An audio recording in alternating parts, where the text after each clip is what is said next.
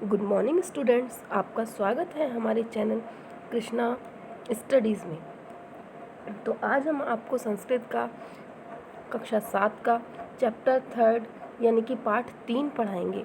पाठ 3 का टाइटल है बच्चों, जो इसका टाइटल है, इसमें क्या लिखा है, यहाँ पर टाइटल में लिखा है स्वावलंबन। नम अर्थात स्वावलंबन का मतलब होता है सेल्फ डिपेंडेंट, यानी कि आत्मनिर्भर। क्या मतलब होता है? आत्मनिर्भर या सेल्फ डिपेंडेंट, या हम इसे कह सकते हैं इंडिपेंडेंट।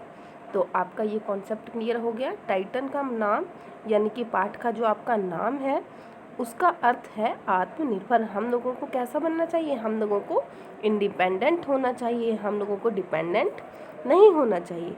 तो हम आगे बढ़ते हैं, पाठ की ओर आगे बढ़ते हुए हम अपने लेसन को स्टार्ट करते हैं।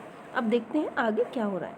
कृष्ण मूर्ति कंठश्च मित्रे आस्ताम, अर्थात कृष्ण मूर्ति कंठश्च मित्रे आस्ताम। कृष्ण मूर्ति, एक का नाम है कृष्ण मूर्ति और दूसरे का नाम है कंठश्च, यानी कि कृष्ण मूर्ति और कंठश्च मित्रे आस्ताम, दोनों मित्र थे।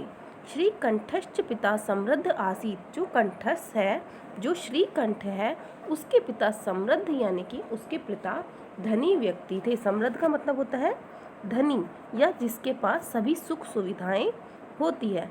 सुख समृद्धि, जिसके पास सुख, सभी प्रकार की सुख समृद्धियां होती है। जो कंठ थे, श्री कंठ थे, उनके पिता समृद्ध यानी कि धनी व्यक्ति थे, समृद्ध व्यक्ति थे। अतः तस्य भवने सर्व विधानी सुख साधनानि आसन।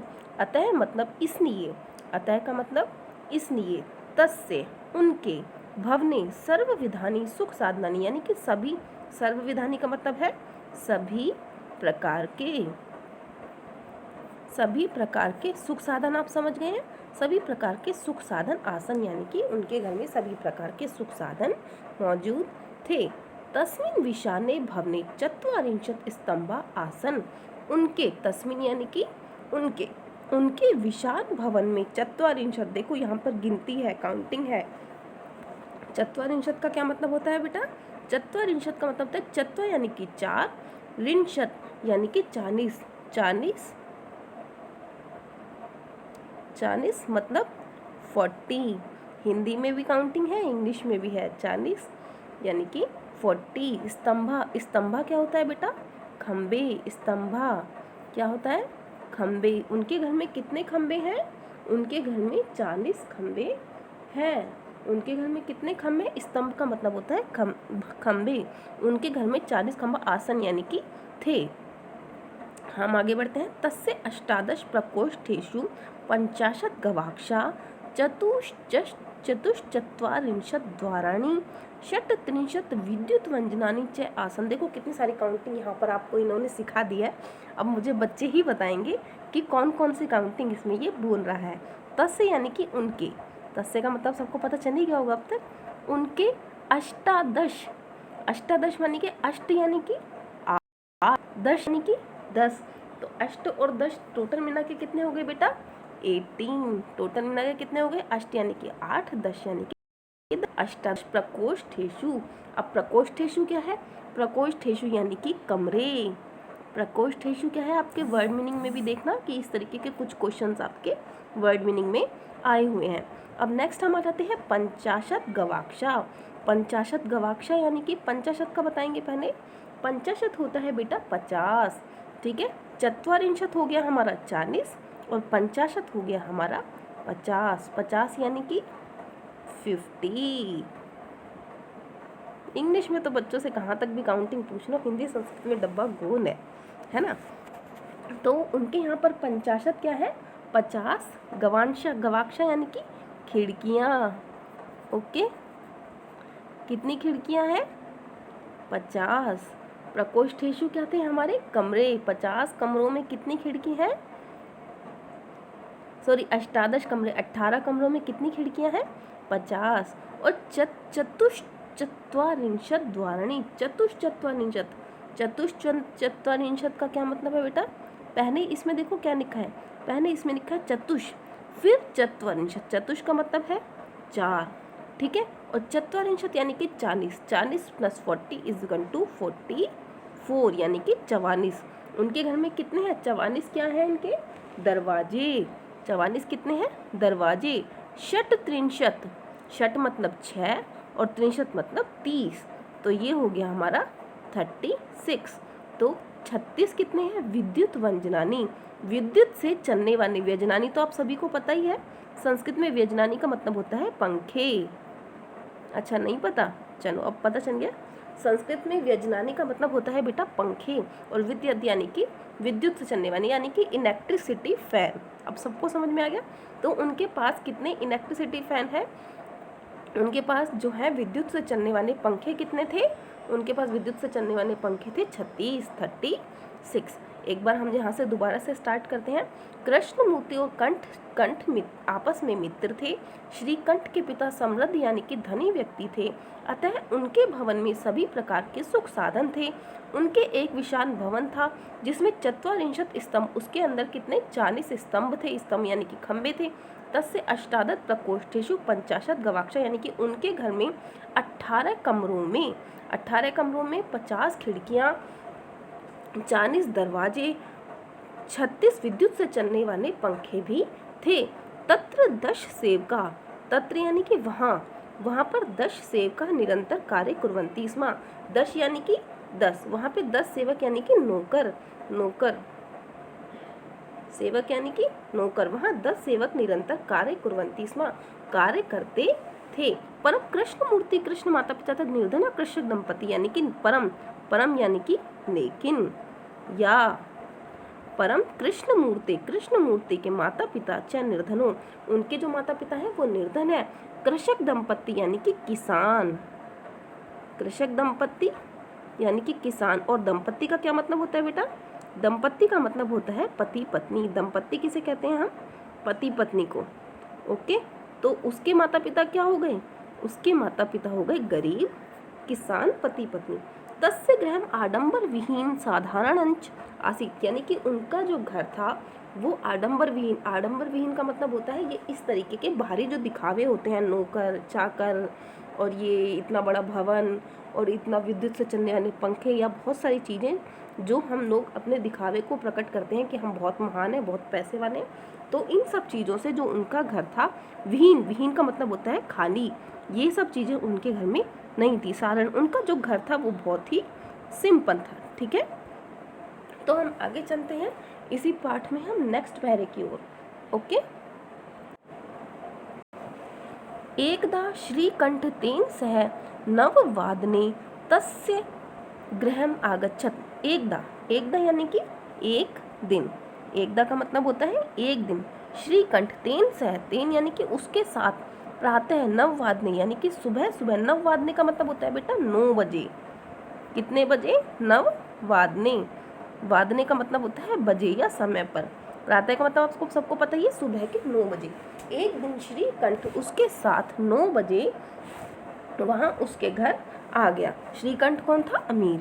तत्र कृष्णमूर्ति तस्य माता पिता से स्वशक्त्या श्रीकंठस्य आतिथ्यम आकुर्वाण, यानी कि उस समय तत्र वहाँ कृष्णमूर्ति ने, तस्य और उसके माता पिता ने, माता पिता चय का मतलब होता है और, माता और पिता, ये मैंने आपको पहले भी बताया है।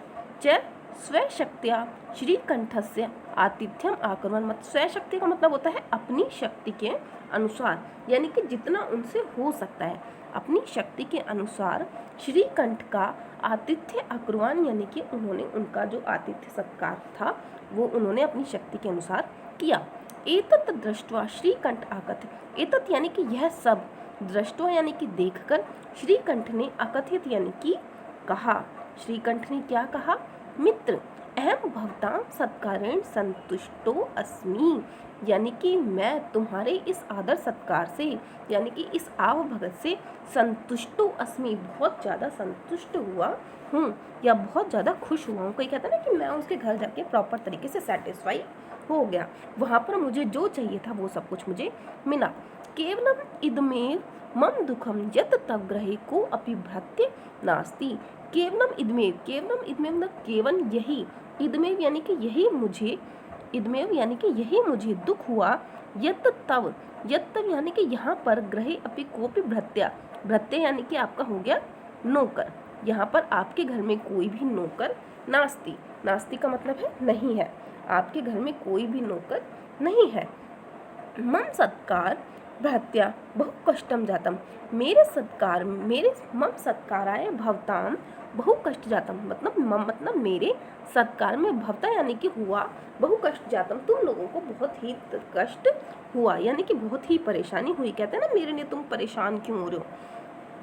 मम ग्रहेतु बहवा कर्म करा संति, मम ग्रहेतु बहवा यानी कि बहवा यानी कि बहुत सारे कर्म करा, वही नौकर, चाहे आप उसे कर्म करा कह दो, चाहे आप उसे भृत्या कह दो, ये आपके नौकर में ही आएंगे। जो दूसरे आपका काम करते हैं उन्हें हम संस्कृत में कर्म करा या भृत्य ही कहते हैं। ठीक है, मेरे घर में तो बहुत सारे संति यानी कि है, मेरे घर में बहुत सारे नौकर हैं। तदा कृष्णमूर्ति, तब कृष्णमूर्ति ने कहा, मित्र ममापि अष्टो कर्म करा संति, ममापि यानी कि मम अपि, इसमें क्या है आपका मम अलग है, प्लस है आपका अपि, इसका मतलब है मेरे, और अपि का मतलब आपको होता है मेरे भी, यानी कि मेरे भी कर्म करा संति, अष्टो कर्म करा, अष्ट यानी कि 8, अष्ट यानी कि 8, मेरे भी 8 नौकर हैं। और वो नौकर कौन कौन से हैं? तेचय, तेचय का मतलब हो गया, ते का मतलब वे, च मतलब है, वे हैं हमारे 2 पदों, 2 पैर, 2 हस्तों, 2 हाथ, द्वे नेत्रे, 2 नेत्र, और 2 कान। ठीक है, और 2 कान, ये सब मेरे क्या है 8 नौकर हैं। अब उसके 8 नौकर कौन कौन से हैं भाई? उसके 8 नौकर हैं, उसके 2 पैर, 2 पदों, उसके 2 हाथ, 2 हस्तों, उसके 2 नेत्र, द्वय नेत्रे, उसके 2 श्रोत्रे, यानी कि उसके 2 कान, इति मतलब है। यही सब मेरे 8 नौकर हैं। एते प्रतिक्षण मम सहायिका, एते मतलब ये सब, प्रतिक्षण यानी कि हर पन मेरी सहायता करते हैं।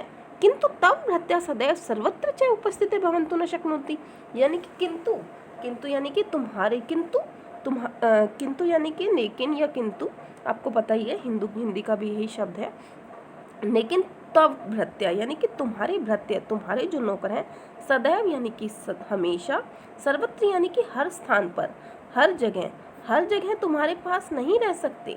च उपस्थित भवन्ति न शक्नोति, उपस्थित यानी कि प्रेजेंट, भवितुम न शक्नुवन्ति मतलब तुम्हारे जो नौकर हैं वो हर समय, प्रति क्षण, प्रतिपन जिस तरीके से मेरे हैं वो तुम्हारे साथ हमेशा उपस्थित नहीं हो सकते।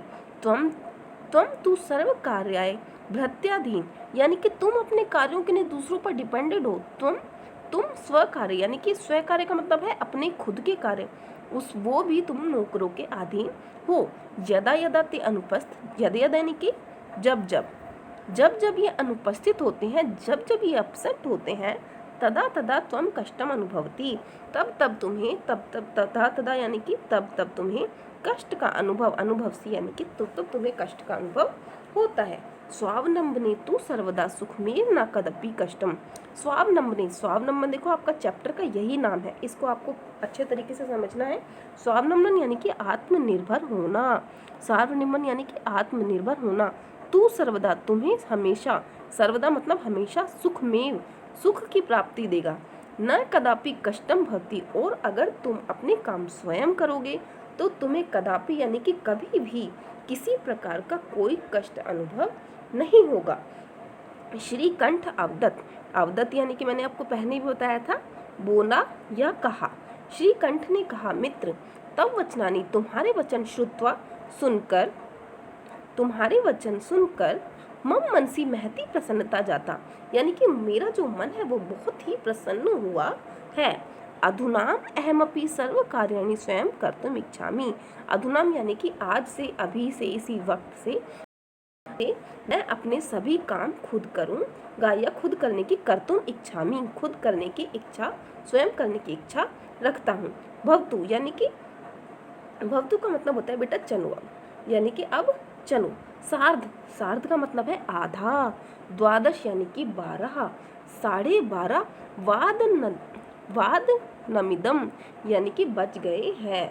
अब वो कह रहा है, जैसे हम कहते हैं ना 9 बजे वो सुबह आया था, देखो जब लेसन स्टार्ट हुआ था तो क्या हुआ, श्रीकंठ कितने बजे आया था, श्रीकंठ 9 बजे उसके घर पे आया था मॉर्निंग में, और अब उसको बात करते करते 12 बज गए हैं।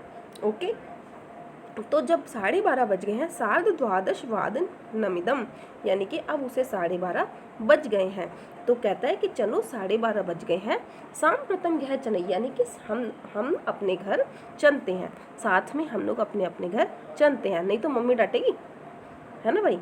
तो इसलिए वो क्या कहता है कि चलो अब मुझे तुम्हारी बात समझ में आ गई है, मेरे घर में बहुत सारे नौकर हैं, लेकिन अब मुझे तुम्हारी ये बात समझ में आ गई है कि हमें अपने काम स्वयं ही करने चाहिए, हमें किसी पर डिपेंड रहना नहीं चाहिए। तो इस प्रकार आज हमने अपना लेसन 3 स्वावलंबनम पढ़ा। इसमें हम सेल्फ डिपेंडेंट यानी कि इंडिपेंडेंट होने की कोशिश करेंगे, और ये सभी बच्चे अपने ऊपर भी अप्लाई करेंगे। सबसे पहले अपना काम स्वयं करेंगे, मम्मी को, भाई बहन को, छोटे को, बड़े को, कोई किसी से नहीं कहेगा कि मेरा ये काम कर दो, ठीक है। तो इसी के साथ हम अपना ये लेसन व्याख्या समाप्त करते हैं, और कल हम एक नई वीडियो के साथ आएंगे जिसमें अभ्यास कार्य है। और बच्चों हाँ, अगर आपको कोई भी कॉम्प्लिकेशन हो, कोई भी प्रॉब्लम हो, या कुछ ऐसा भी है जो बुक के अंदर नहीं है, आपको कुछ अलग से पूछना है, तो आप प्लीज़ मुझे कमेंट सेक्शन में पूछ सकते हैं। ओके, आज के लिए, अभी के लिए बाय, मिलते हैं आपके साथ अपनी नई वीडियो में कृष्णा स्टडीज़ में। Bye students.